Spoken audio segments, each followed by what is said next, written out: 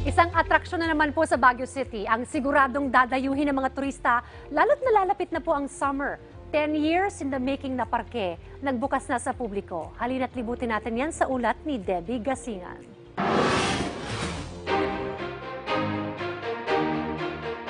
Naghahanap ka ba ng lugar na nakakawaw? Search no more dahil may lugar na swak para sa'yo.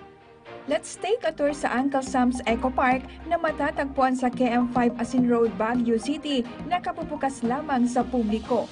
Ipinagmamalaki ng parke ang natural rock formations, rock sculptures at nakapipigil hiningang landscapes.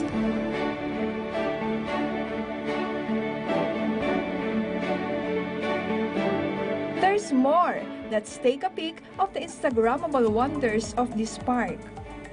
The Eugenia Garden, the rock sculptures, the pond. Mayroon ring mga skulptura rito, maaari ka pang magpakain ng isda. The rock climbing site, nabubuksan kapag kompleto na ang mga kagamitan. The gazebo, where you can take a deep breath at kalimutan ang masakit na kahapon.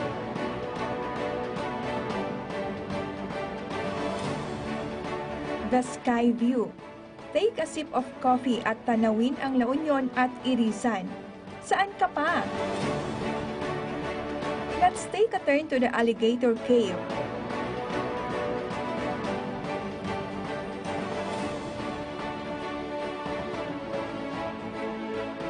Then, the crowd favorite, the Lion Head. We really would like everyone to see the lion to be a friendly lion. Kasi friendly talaga kami dito. 10 years in the making. Let's hear it from Uncle Sam. Kaya ako naisip yung para sa akin at saka sa pamilya ko, saka sa mga kaibigan kung may gusto rin makipag at saka yun na ang sabi ko, ako ay nature lover, maganda talaga. Hindi masasayang ang 100 pesos na entrance fee per head sa mga naggagandahang tanawin sa loob ng parke. Mahigpit namang sinusunod ang mga health protocols bilang pag-iingat sa COVID-19 kung saan 10 tao lamang per batch ang pinapayagang makapasok. Find yourself in Baguio City. Debbie Gasingan para sa Bayan.